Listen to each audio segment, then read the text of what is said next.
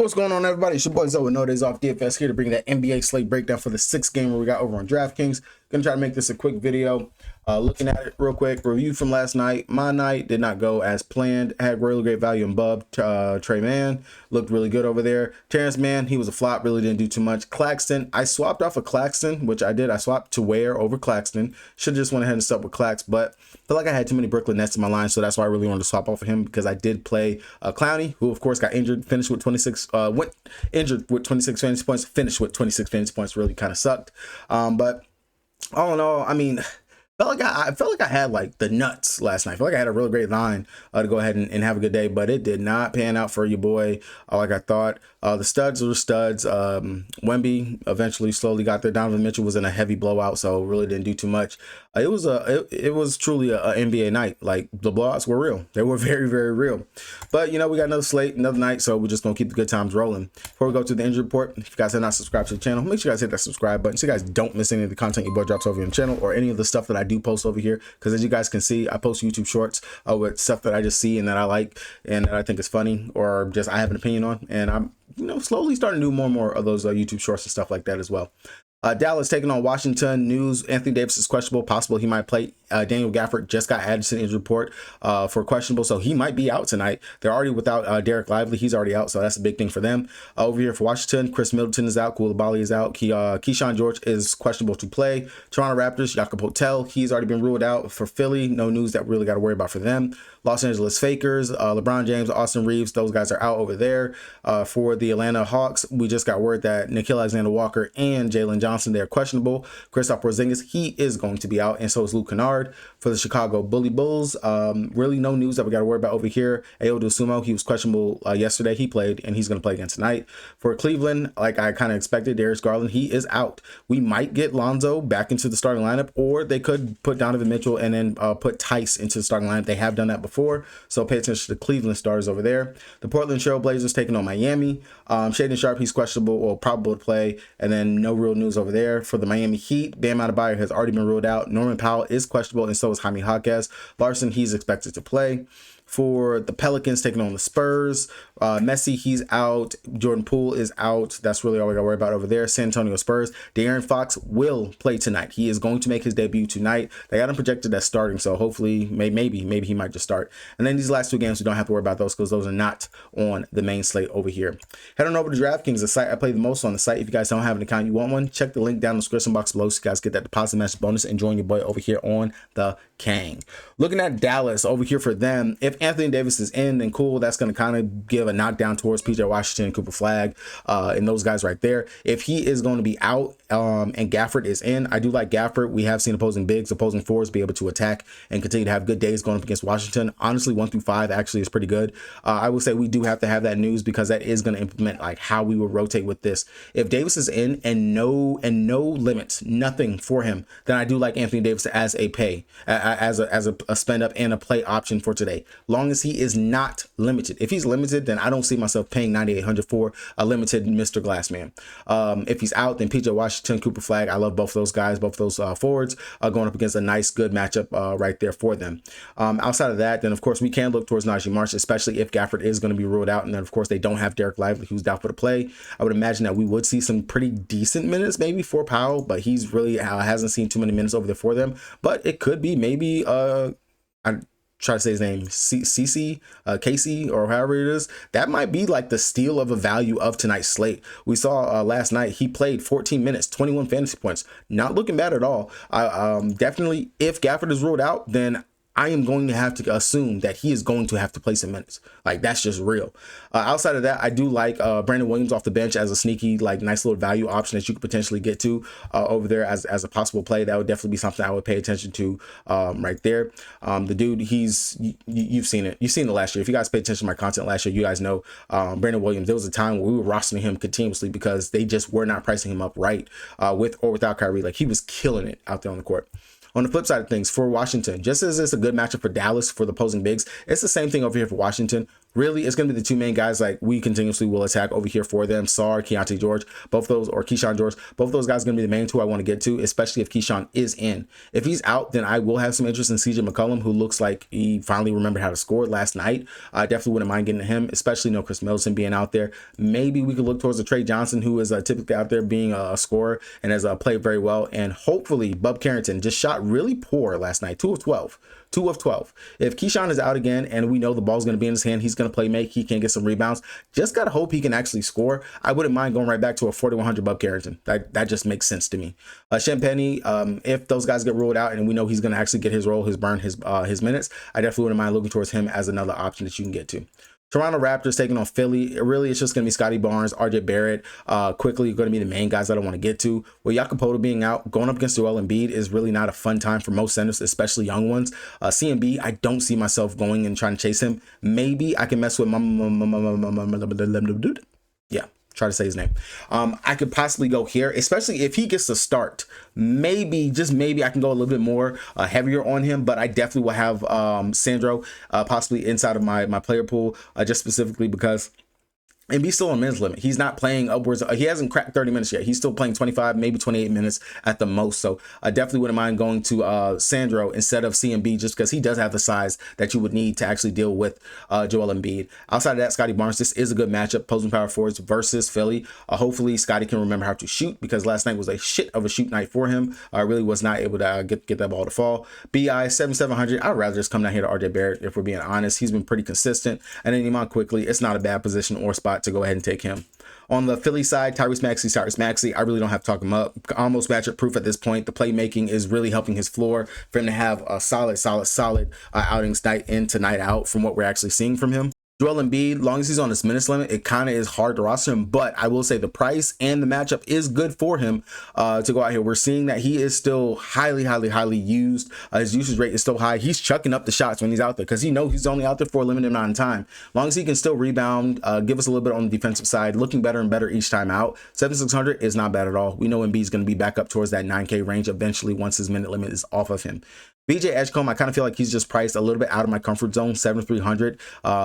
Mixing pot in regards to what we can truly get. And if he's only going to give me about 35, 38 fantasy points at 7,300, I don't want it when I can come down here and get Kelly Oubre Jr., who can go out there and get me upwards of 35-ish fantasy points, at least 30, and he's sitting at 6,400. That makes more sense to me going down here to Kelly O instead of that. Quentin Grimes priced right in between those two guys. I don't see myself going to Quentin Grimes 6,500 for a bench player that, yes, granted, he can go out there and play 30 minutes, but I just don't see myself going there to Quentin Grimes here in the spot, with especially Jared McCain being back, up and down in regards to what we are going to see. We've seen 15 minutes in his first game that he did play. So same thing, like Quentin Grimes, he played 30 minutes in this game, 27.8 fantasy points, sharing the floor out there with him. I don't see myself going there until we actually see how that rotation and stuff pans out. So for me, it is going to be Kelly Oubre Jr., Joel Embiid as a sprinkle GPP option. If you're making multiple lines, Tyrese Maxey would be the stud that you will want to get.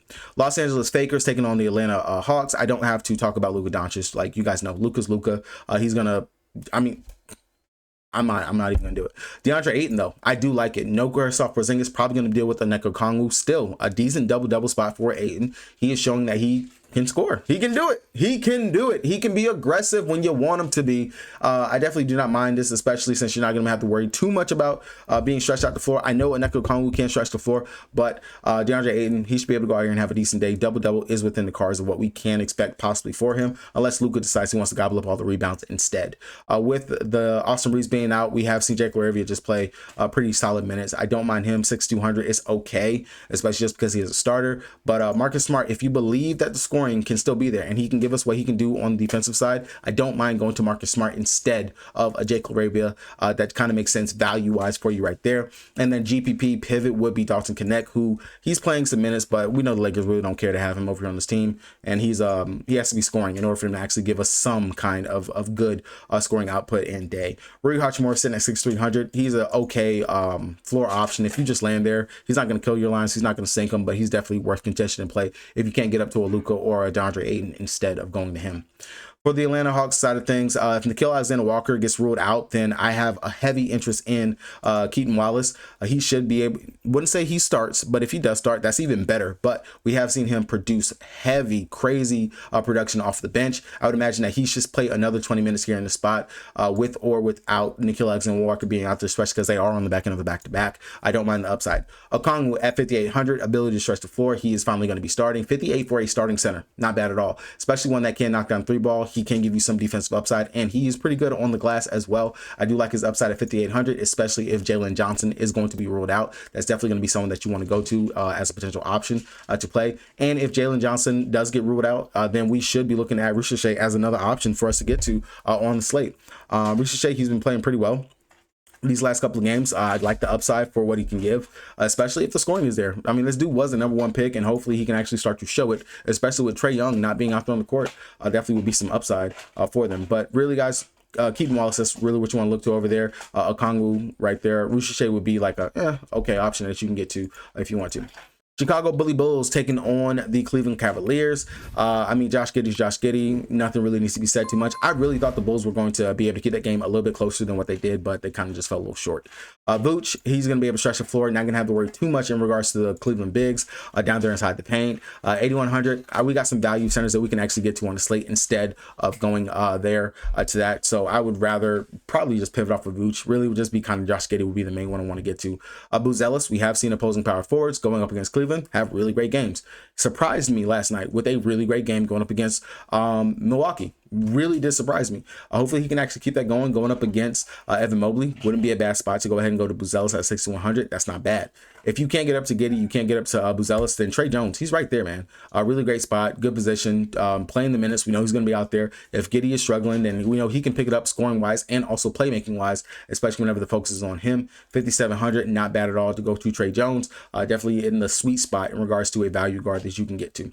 AO off the bench, okay. But if you do think that Vucevic does struggle or any issues going up against the Cleveland bigs, then Jalen Smith is someone that we're going to want to pay attention to and could be a nice value option. Not going to kill your line. He is going to at least play 15 minutes, and he has been producing continuously whenever he's out there on the court. And I don't mind him for the possible upside we can get right there. On the Cleveland Cavaliers side of things, of course, we know Darius Garland. We should see someone slide to the start lineup. It could be Lonzo Ball. If Lonzo does get the start, that's not bad at all. Going up against his former team in the Chicago Bulls, I'll take it. I mean, hey, revenge narrative, if we want to even call it that. Hopefully, maybe he actually can knock down the three ball for the day. That would be pretty nice to actually get that for him. So definitely Lonzo Ball is in play, especially if he's going to be in and if they actually start him. And we have seen it. His minutes were going up. He was playing over 25 minutes a couple of times. That could be the case here today as a possible option. Outside of that, if they start Tyson instead, then I definitely don't mind going to Tyson as a potential option instead. That's not bad at all. I do think that the bigs do have a pretty good spot here. Evan Mobley, I mean, we just saw what Giannis was able to go out there and do. If they put their heads down and they just drive to the basket, the Bulls have no answer. That'll be pretty good for them. So I definitely don't mind Evan Mobley, 8,800. That's a decent mid-tier stud option. And then Donovan Mitchell with no Darius Garland. Maybe we can see those assists continue to stay where they are, right around 5 to 6 assists. But the scoring, I don't know if someone actually talked some shit to him last night on 2K again, but 26 minutes, 48.8 fantasy points. Definitely FBI, investigate this man because he is full of shit. New Orleans Pelicans taking on San Antonio Spurs. No Zion, no Poole, no Messi. Fears is going to get the start. Another value guard you can get to if you don't want to play Tyus Jones. Not bad. I definitely don't mind it. Going up against the Spurs earlier, he played 28 minutes in that game. He did not score in that one. That's the only game that he did not score so far in the season. Ever since then, he's been scoring. So I definitely don't mind going to... Did I have the right? Okay, sorry. I had the wrong person pulled up. I had Herb Jones. But Fears, I definitely do not mind going to Fears. 29 minutes, 22.5 fantasy points. My bad on that. I had G Herbo pulled up. Definitely don't mind going to Fears at 5,400 for a value guard. That's pretty good, especially because he will be out there, blowout or not. He will still be playing. But Trey Murphy, man, 52.5 fantasy points versus them in that game, 46 minutes. Of course, the game did go to OT, but Big Murph, man, he was doing his thing. So I definitely do not mind going to Trey Murphy as a potential option. Of course, no Zion. The shots will be there for him, so that's a potential option. Derek Queen also, he played pretty well in this game going up against San Antonio, 29.5 fantasy points, and he's getting the minutes. They just got to keep on giving my boy the minutes. If they start Sadiq Bey, he is the backup big that will come in and play for them off the bench. So I do like him, especially with Looney starting. Looney is out there just because he's Looney. He's Kevon Looney, whatever. But Queen should be getting this burn. He should be the starting center to me. Bump Messi. Queen should be the starting center. Like, that's just my 2 cents over there. Jose Alvarado, 4,300, another value guard that we have on the slate. Of course, with all the injuries and everything that they have going on, Jordan Poole being out, Jose Alvarado, his minutes are pretty much solidified and secured. We can definitely count on him to at least get 20 minutes. Blah or not, he'll be out there, and we know that he can score. He can do a little bit of something out there every way for them, so I don't mind looking towards Jose Alvarado.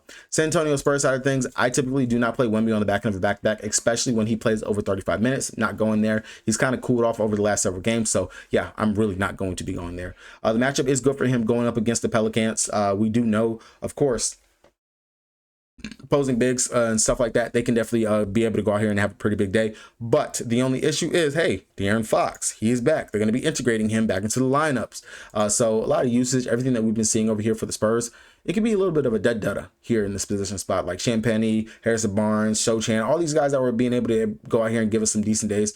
I'm probably even going to be just fading all San Antonio Spurs, if I'm going to be honest, unless someone really truly sticks out like, yo, that's a potential play and option that I have to get to, that I must play. Last game of the slate. If you guys haven't done so already, make sure you guys hit the subscribe button so you guys don't miss anything your boy is dropping over here. It definitely helps to support the channel and gets me out there to more people who are looking for DFS content that covers this instead of just focusing on props, because man, the prop market it's oversaturated, to be honest. And I really feel like that's why I kind of try to stick with just doing DFS stuff. As much as I want to do props and stuff like that, DFS, man, love it. I love it. Love it. Portland taking on Miami. Denny Avdia, really don't have to say too much about Denny. Drew Holiday, the dude's been balling. Definitely another potential option that you can go to. Shaden Sharp, if he's out, then we're definitely looking towards Denny and Drew Holiday to pick up the slack. And then Jeremy Grant. He has been consistent as hell off the bench, 30-ish minutes over these last couple games. Love some Jeremy Grant, 6,400. Definitely would take him. Not going to have to worry about a Bam Adebayo or anything over there on the other side. Definitely like the upside for Jeremy Grant. Wouldn't mind him if he was like your late night hammer that you had to choose from. Jeremy Grant, man, definitely click that name right there. Donovan Clingan, he's been playing some pretty good ball to start the year. I don't mind him as the GPP pivot and option that you can get to right there. Reed, he's back. He's playing, but not anything that I want to go to. I would rather just play my boy Clingan, or really just, man, Jeremy Grant. Look at Jeremy Grant. Look at Jeremy Grant. If you can't play Denny Avdia, you can't play Drew Holiday, Jeremy Grant is the name that you probably want to be clicking on over there for the Portland Trail Blazers.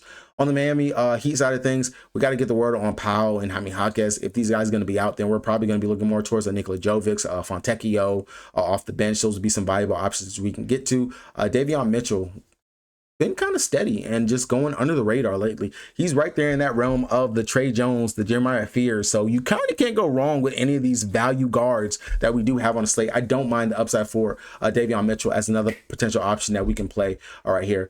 With Bam being out, Hero being out, we know Andrew Wiggins, the usage is going to be there for him. Definitely someone else you can go to, but he is heavily relying on him actually scoring. 6,800, it's okay.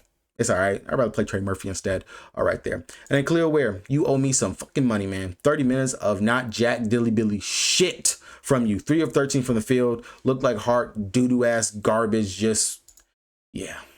But tonight he's probably going to go out here and pop off just to rub it in my face. All right. I know someone asked me to actually give you guys a little bit of a core at the end of the video. So let's go ahead and let's do that right now. All right, so straight up just looking at it, I mean, we already know stud-wise, Wemby, Luka, Tyrese Maxey, Josh Giddey. The best one out of all of them is going to be Luka. Luka should be like one of the higher owned studs on the slate, period, when it comes down to it. And then just looking at the value that we actually got on the slate, I told you guys, as long as Bub Carrington, with or without, if Keyshawn Georgia is out there or not, the playmaking and everything that I have seen from him, and going up against Dallas, 26 minutes, 18.8 fantasy points, not bad. He just had a really bad shooting night. No Chris Middleton. And if Keyshawn does get ruled out, he's still going to be out there being able to jack up the shots. The fact that he can't stuff the stat sheet, I do like him as a value option, especially 4,100. It's kind of hard to beat. I know we got some other value guards, Trey Jones, Brandon Miller, Brandon Williams, like I was talking about, or Jeremiah Fears. Those are all value guards that you can go ahead and get to if you want to go there. With the fact that we do have Porzingis out, Onyeka Okongwu, 5,800 for a value center, especially if Daniel Gafford, or not Daniel Gafford, even if Daniel Gafford is ruled out, possibly I could switch to that other center that they do got over there. If he was to get the start, I will be definitely paying attention to that, because that's going to be a key value piece that we can get to over there that I don't mind for possible upside.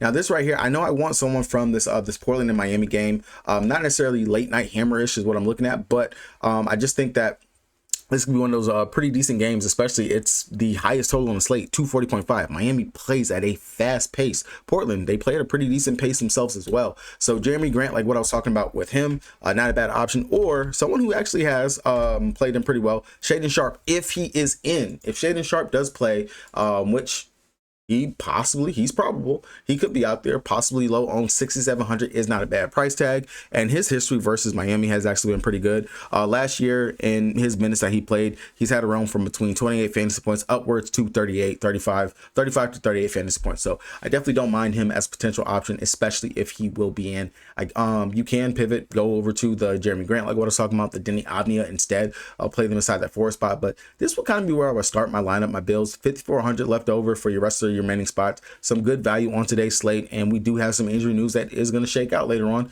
that we're going to be able to get some decent plays from later on. So that's going to be a core for me right here. This might be the core I upload later on. That's kind of why I kind of stay away from putting up cores, so the way, you know, everyone behind the paywall, you guys are getting, you know, truly the stuff. But hey, someone did ask me to start doing this, so I will start giving you guys a possible core that I will be looking at for the day. Good luck to everybody if you guys do play today. Remember, it is Saturday, man. Go out there, touch some grass. Peace.